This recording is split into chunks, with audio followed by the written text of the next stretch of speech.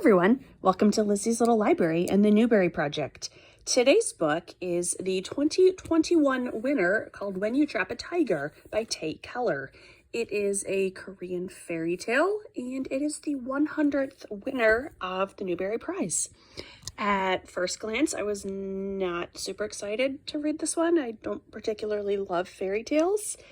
It wound up being a super fantastic book. So the story begins with sisters Lily and Sam and their mom moving from California to Washington to be closer to Grandma after Dad died. Lily tells us she's invisible, and she later sees a tiger in the road. Somehow it disappears. When they finally arrive after an 8-hour drive, Grandma, or Halmoni as they call her, is not home. She was at the grocery store. Later on, Lily asks about the tiger. Halmoni said it's coming for her because she stole something from the tigers when she was little. Of course, she says it isn't important what she stole. And right up front, Halmoni is the best character of this book. And I thought she was a funny character. For example, on page 34, this is primarily between Halmoni and Mom. Halmoni, we don't talk about that. Mom, talk about what? Halmoni gives me eyes and I don't say anything.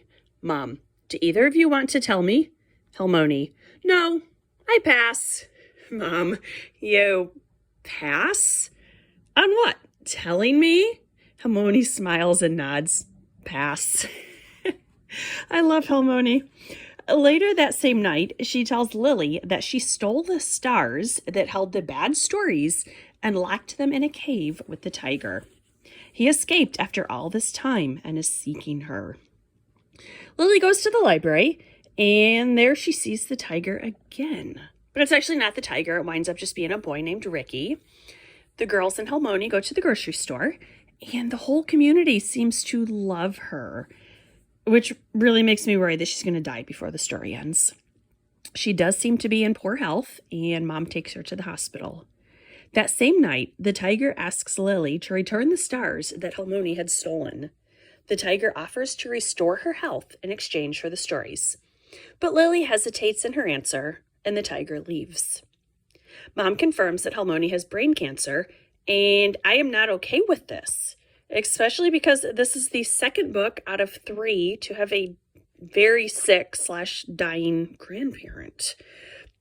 Lily and Ricky start making a tiger pit in the basement. They have to move some trunks and discover one has pots and pans, and nestled within those are several jars. Ricky immediately says they found treasure. The trap works, and Lily talks with the tiger that same night. She offers a new deal. Open the jars, listen to the stories, and Halmoni will be healed. Lily knows she can't really trust the tiger, but she still agrees. And I wonder if she isn't actually seeing tigers, but this is how she's dealing with grief. The story ends exactly how I expected it to. There was an unexpected paragraph about the older sister and a teenager at the library being in a relationship, which was completely irrelevant to the plot. They had been mentioned a few times as being friends, so their couplehood just absolutely came out of nowhere, and it didn't add anything to the story. I'm definitely glad Lily and Ricky were friends, and that romance was never implied between the two of them. The end.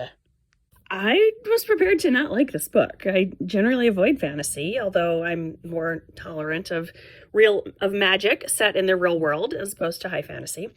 After finishing this, however, I'm going to stick with my opinion that the magic was not real. It was how 12-year-old Lily coped with grief. Speaking of Lily, I found her inconsistent. To paraphrase a reviewer on Goodreads, she acted like a 6-year-old at times and like a philosopher at other times. Although I guess unpredictability is to be expected in adolescence. For what it's worth, I thought Mercy Suarez was a far better main character who was going through a similar family issue. For the hesitation I have about Lily, I absolutely loved Halmoni as a character. And I thought she was so funny, not just the telling Mom that she was going to pass on answering the question, but English was not her first language, so sometimes she would not have the correct word, but it kind of wound up being funny. For example, she was saying to Lily that she went to a flea market, but she couldn't think of the word flea, so she told Lily she went to a fly market.